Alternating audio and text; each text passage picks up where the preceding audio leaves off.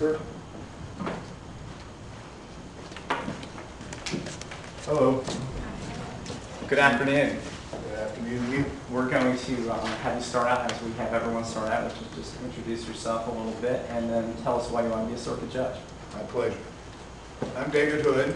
I've lived here since 1978 and been all around this area, been involved in a lot of different things. And the reason I want to be a circuit judge is real simple.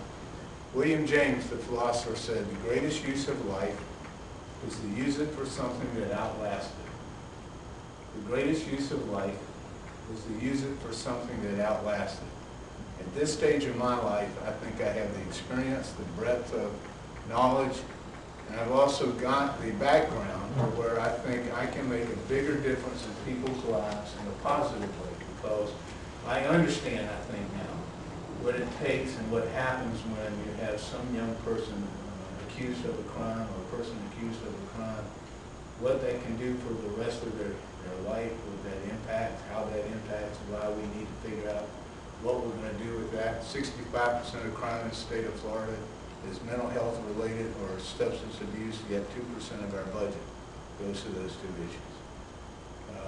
What you do with a divorce case is important, because if you do that wrong, you can end up with bitter families forever. You can have people never reconcile, estrangements between siblings and mothers and fathers. Everything we do, whether it's a complex commercial litigation case, you could end up with companies who can't, because of something done at the court level, and end up not being in business. If they're not in business, people don't have jobs. People don't have jobs. We have all the issues that go with that. We got issues with the EEOC. I've done that kind of work as well. There's all of these things that I, as a judge, believe that I can make a positive impact. An impact that goes far beyond just today or tomorrow or the next day. And that's why I believe in this part of my life, I've got the talent, skill, and ability that I think I can do this and do this very well. Can you share with us, you said that your career involves some family law matters and family law issues? Be glad to. My partner, Mr. Smith, is of course the family law guy. I know you. I'm not trying to snake his work by any stretch. But once in a while my friend doesn't want to do some of the lower level stuff. Or sometimes he doesn't want to do some of the real high level, high maintenance type. So I will do some of those things. And it's been great because Horace will work me through them. The one talent I bring sometimes that maybe Horace doesn't bring completely is I've got a business background. And so I have sometimes a talent or an ability to look at a business set of facts and figure out whether somebody's playing games with the money, playing games with moving stock, partnership interest, hiding money, not hiding money. And so that's one of the abilities I bring to the family law area. That answer your questions?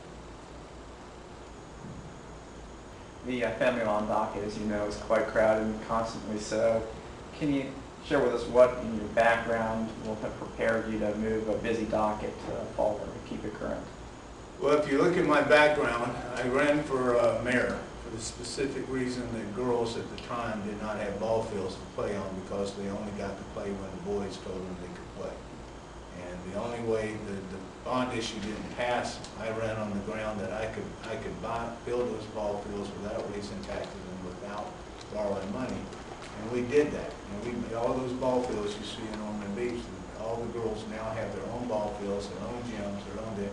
I figured out how to do that in a cost-efficient way that we spent that without borrowing money and without raising taxes. At Habitat for Humanity, when I was president, they were only building 1 or 2 houses a year. They asked me if I would come in and figure out how to make it work. I agreed. The next year we built 12. The following year we were building 20 a year. So I have a certain innate skill or ability of looking at a problem and figuring out how to make it work. And so the one thing I know as a private practitioner, it's wrong to have people sitting in your waiting room or not being, how do you tell a private practitioner, you got to tell your client that you can't get a hearing? That can't be done. You can't have state attorneys, public defenders, other lawyers sitting around waiting on you to get to them, because every minute that they're not doing things that are effective is a minute that we don't have the system moving. So I would do things, if I got appointed, first thing I'd like to do is I need to get suited. But I'd like to sit down and put people around the table like we do in the legislature and say, okay, there's a lot of smart people sitting here. Who's got an idea that makes this more efficient? I found from doing some of my criminal work, most of the stuff I could have gotten rid of if I just got phone calls returned.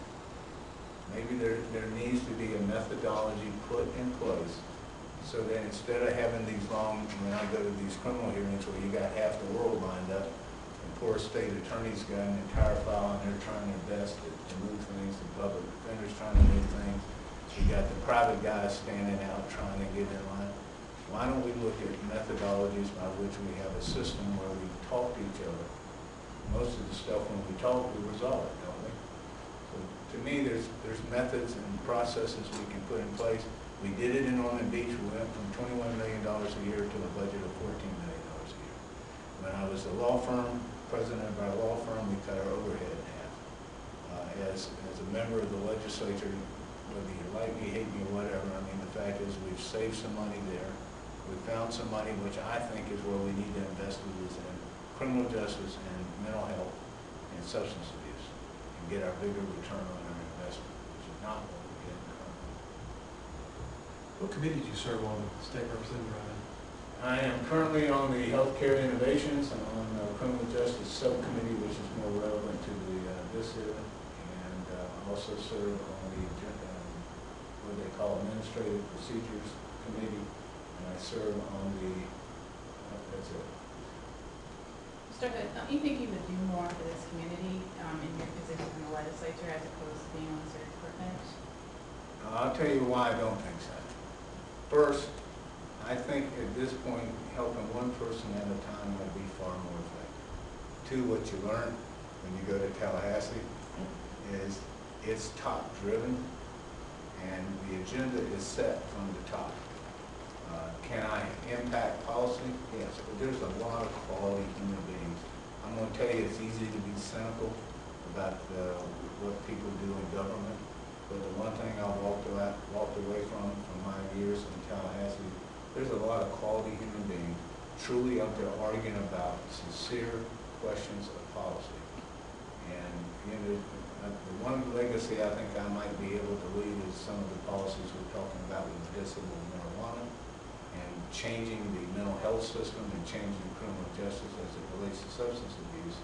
But there are other people doing it. I think I can be the guy on hand working in the trenches who can provide the input so that the people in Tallahassee do the right thing. Did I answer your question?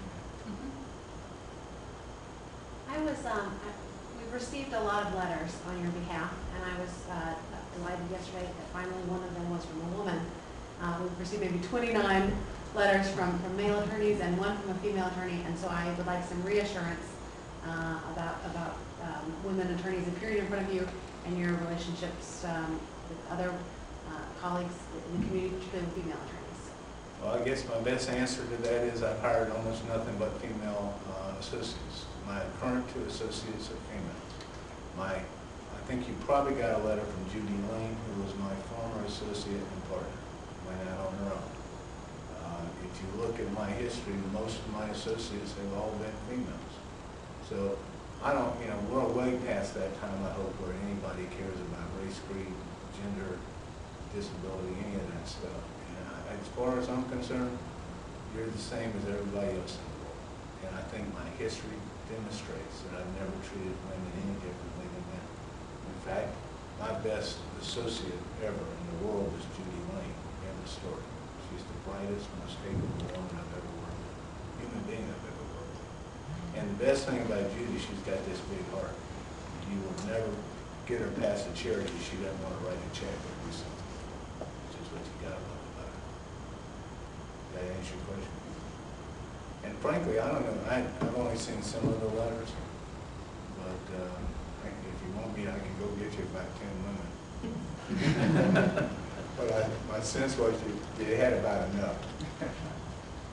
You may have kind of already touched on this and answered this with your previous statements, but obviously you have been in the thick of politics, both local and on the state government level. And going into the judiciary, of course, is apolitical.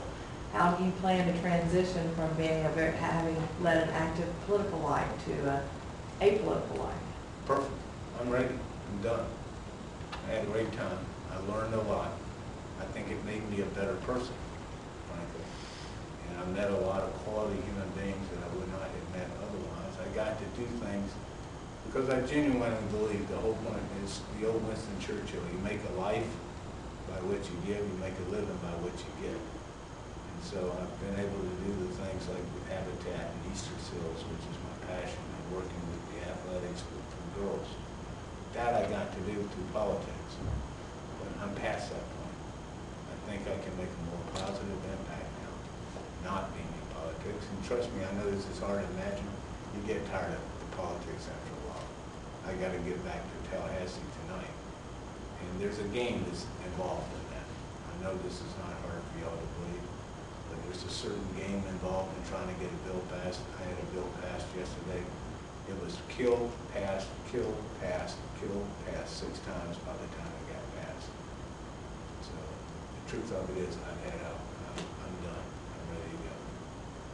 And so you won't, if the question is, am I going to have a problem keeping my mouth shut on political issues, the answer to that is there won't be any problem with that. I've already gotten 6 ugly phone calls from my folks yesterday. Dave, you put in your resume that you have some health problems, and I'm sure the committee,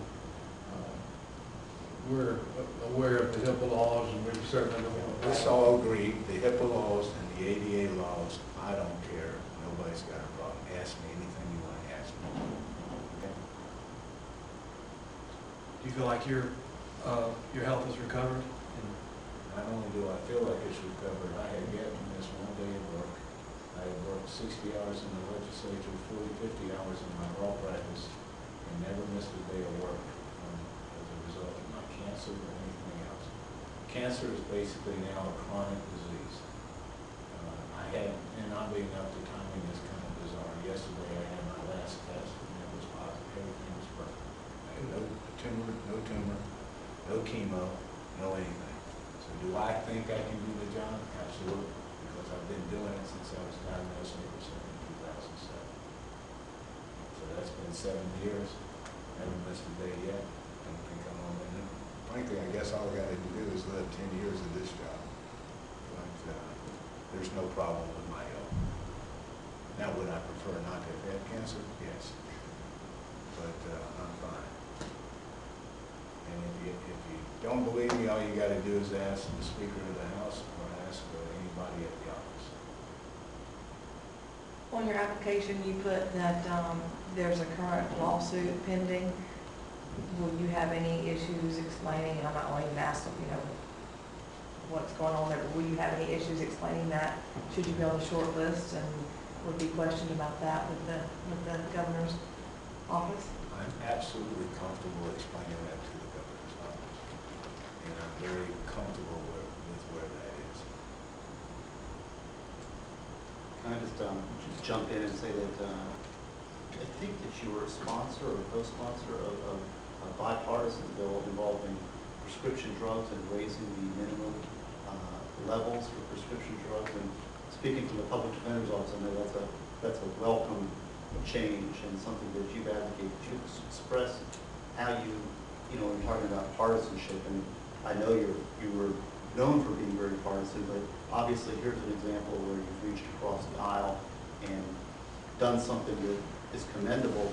Could you explain, how that bipartisanship takes place and specifically that bill and, how you got together with normally your opposition to make something positive happen? When I went to Tallahassee, you got to find something to do, otherwise you bore yourself. So I thought the criminal justice system was the greatest disaster we got. In 1989, we spent $689 million putting 33,000 people in jail. In 2011, we spent $2.6 billion putting 111,000 people in jail. We have 65% of crime based on just substance abuse and mental health, yet we spend 2% of our budget. So I decided what my specialty was going to be was criminal justice. So when I looked at it, I asked the speaker if I could just put together a group to work with and try to look at redoing the system from top to bottom in a more cost-efficient way that actually got better results. And he gave me the permission to do it, so I went, because frankly there's not a whole lot of Republicans running around wanting to tackle that. So I went to Katie Edwards, who's a Democrat out of Fort Lauderdale, and said, why don't you and I co-chair this together? Why don't you and I drive the train, and then we'll get some people together. And she did an outstanding job. She needs the credit because she was the one that drove it, and that was the minimum mandatory. And then we put 4 other Democrats on, and then we got to the question of death penalty, and then we got to the question of the medical cannabis. The death penalty, Michelle Vassalina is a Democrat, and then I got the biggest red meat Republican, Matt come on with me on medical cannabis, which is why I think we're going to pass that tomorrow. Because I don't know if y'all know it, there's 42 studies that show that medical cannabis cures cancer. And yet, in this state, they're still fighting it. But if you're a Republican, then they show you the polls and say you're suicidal if you do it. But my attitude is we need to do what's right. So to answer your question directly, there was a deal where there was a very talented young lady, Katie Edwards, and she had a passion for the same thing that I had, so she and I got together and we worked on it, and then we added people as we went on both parties. And if the vote went even closer, I think we got it was like 2 votes off. Steve, having represented people who've had one prescription pill bottle full of pills and they get a 15-year min-man, it seems to me to be kind of, that's a crazy sentence, and so I'm glad there's something being done on that. Well, and one of the other things I think we need to be doing is the drug court. I mean, there's so many stupid things we do in the system that cost us money and ruin lives. On my argument, forget about the money. We're ruining lives. And then when we're not only ruining lives, we're ruining families. And we got to stop that cycle. And frankly, I think I can do as much good by being on a bench, seeing that, trying to help that on a case-by-case basis, and then go back and tell my friends in the legislature and say, hey, we're doing this wrong. You don't need to invest this money this way. Let's invest it in a smarter, more effective manner. And the one thing you'll learn in the legislature this year, it's a very bipartisan country. But I mean, some of this stupidity is beginning to get out. David, it's my understanding that, of course, we see in the newspaper that the medical cannabis was good, bad, leaves out a thing, but the bill that you have sponsored, I think you've chaired the committee up there, which is unusual for a freshman, so to speak, but is that this, we're talking about medical cannabis being an oral situation, not a smoking type situation. Let me absolutely make this clear. So the bill that we're trying to pass has cannabis, it only can be administered by oral form, which means you put the oil underneath your tongue, or pill. Cannot under any circumstances be smoked. Cannot be more than 0.7% THC, and THC is the part of marijuana that makes you happy euphoric. Marijuana is composed of CBD and THC. If you take the THC out, there's no street value of marijuana because you don't have any buzz on it. And the other thing you have to do is got to be administered by a doctor. So that's when you read editorials and you read stuff about what we're trying to do. Our bill has those 3 restrictions, otherwise you can't get it. And my ending argument is, why should you make me have to decide between dying or being a criminal? That can't be what good social policy in this state is on cannabis. And when you look at it, most people don't realize, and I'm sorry, this is something I feel passionate about, but most people don't understand the history of why medical marijuana works. 20 years ago, medical schools did not even have a section on an area called the endocannabinoid system in your body.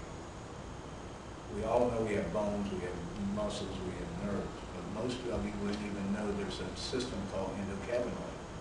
That's what causes the cannabis to stop disease. 20 years ago, they didn't even teach that in medical school. Now they're just now teaching it in medical school. The federal government, when they made it a Schedule I drug in 1971, if you read the exact letter that the federal government said we're going to make it the same as LSD and cocaine, it says, quote unquote, there's no proof that cannabis does any harm. You would think it would say it does harm, but it says there's no proof it does any harm. And last, there's no proof that it does any good. But the odd thing is, 2 days later, the federal government gets a patent on it. Why does the federal government get a patent on something that's got no value?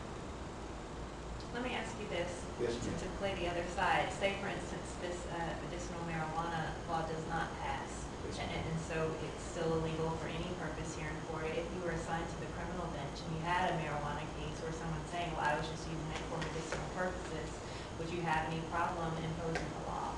No, the law is the law. It would be the same for me personally, it would be the same if I'm on the bench. My job is to interpret and enforce the law. End story. Could you tell us a little bit about, we heard that Habitat's humanity, and, but some of the other civic accomplishments? Thank you. My passion is Easter seals. I've gotten, there's an award that only 6 people in the country have gotten. I've gotten that for Easter seals for service. Gloria Cook got me into that. I've done Habitat for Humanity. If you look at my resume, I've been in most charitable organizations in the community. I don't consider that a big thing other than I enjoy doing it. You get more, I always feel like I get more out of it than I advocate. I coach football, baseball, basketball. I don't remember half the work. But I've enjoyed it. And I always feel like I get more out of it than I ever do. Speaking of football, you a Gamecock? I am. God, don't get me started on that. Actually, I have my spurs and feathers in here. Yeah, I'm a mighty cock. Spurrier, of course, finally made it to where we can actually say that publicly. But, yeah, did you go to Carolina? My wife, So, undergrad in medical school. Mr. Smith somehow thinks Florida State is academically eligible or equivalent to South Carolina. Far superior, far superior. No, I went to South Carolina. I grew up in Louisiana and then went to Carolina on a music scholarship. So they've now changed FSU to pre-seafood university. That's right. Here's this guy fixing to make billions of dollars and he's still in crab legs. Actually, that's the Publix right now where we stay from the capital. Yeah. But I appreciate y'all listening to me. I'm a pretty open book. I mean, if you haven't figured it out, I'm real direct. So if you got any questions, ask. Anybody else? Thank you. Thank you. Appreciate it. We'll be letting everyone know by the end of the day. Thank you. You'll have a great year. I've been where you. Thank you.